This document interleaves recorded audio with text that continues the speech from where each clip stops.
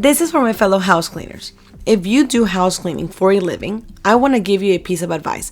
Don't let anyone call you a maid.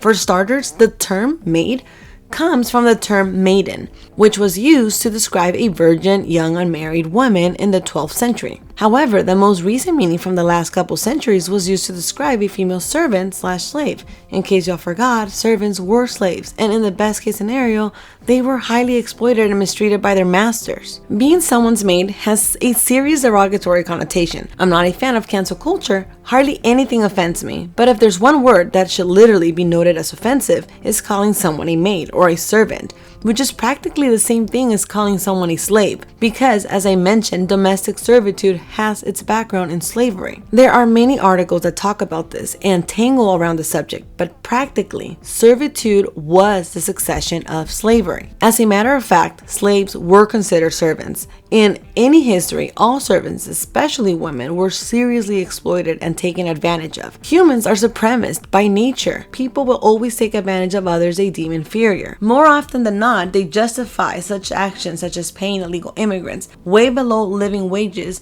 with the reasoning that they are supporting them by providing labor in the first place.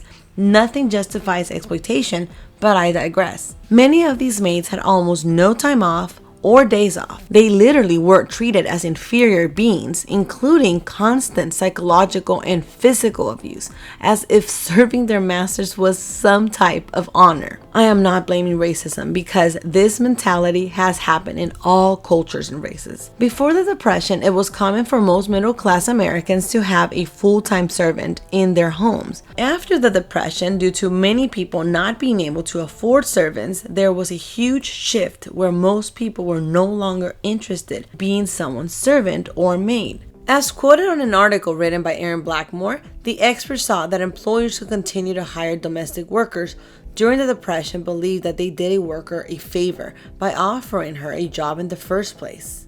People even stopped paying their servants altogether, offering an opportunity home instead that traded food and shelter for domestic work. There's another article that says how Americans tried and failed to solve the servant problem in the early part of the 20th century. In 1928, a group called the National Council on Household Employment brought together working servants, labor activists, efficiency experts, and even future First Lady Eleanor Roosevelt to try to solve the so-called servant problem. The servant problem boiled down to the fact that wealthier women wanted reliable, cheap, willing labor, but poor women, many of them black, did not want it to be servants.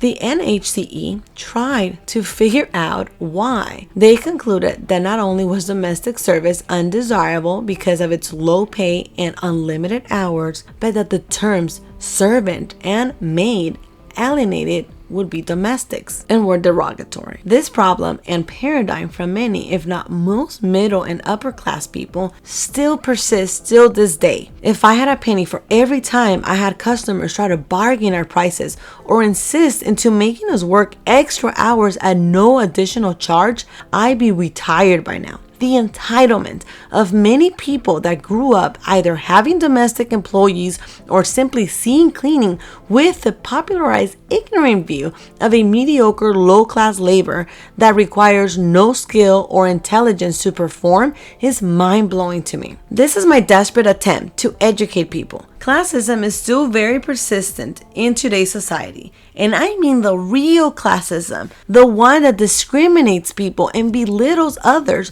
just for being deemed inferior. No one should be paid below living wages, regardless of anything, including immigration status. On that note, when you underpay illegal immigrants, you don't just hurt them. You hurt their legacy. Their children grow up under the shadow of discrimination, and many of them grow up resenting society. Everything has repercussions.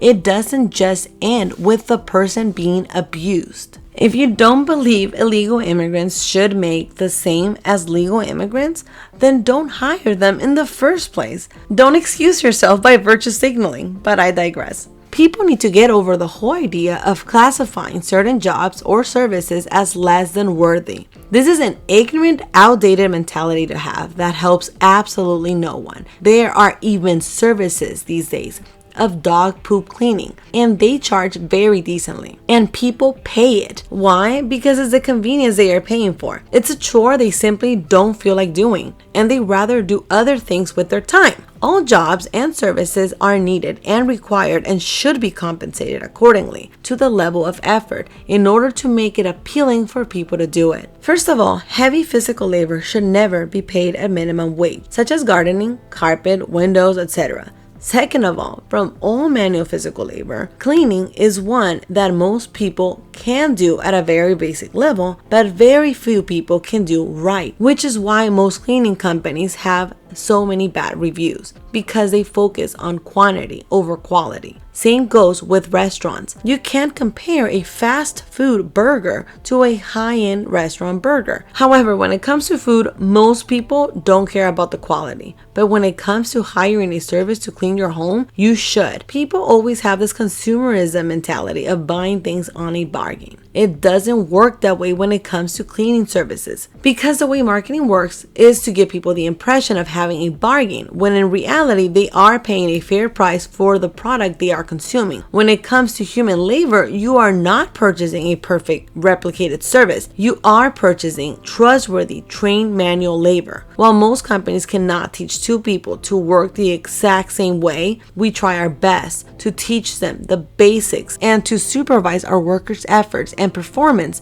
by incentivizing them with bonuses and whatnot. However, that doesn't guarantee any expectations. The best performance, however, for these kinds of services, you are going to find it with small businesses only. A big company will never be able to replicate quality training unless they charge 10 times more, just how they do with luxury hotels and other services. Contrary to popular beliefs, being a professional cleaner requires more than just two hands. Anyone can pass a rag around your house and call it a cleaning. Anyone can scramble eggs and call it cooking.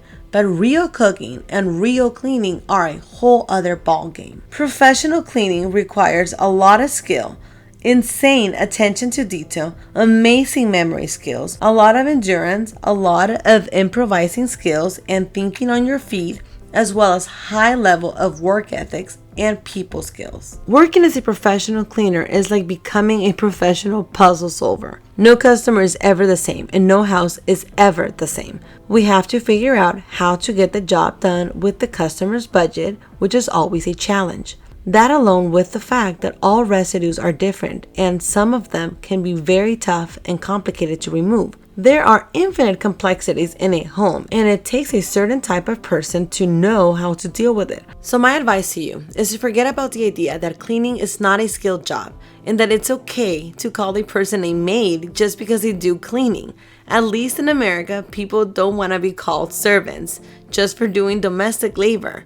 We are professional cleaners, period.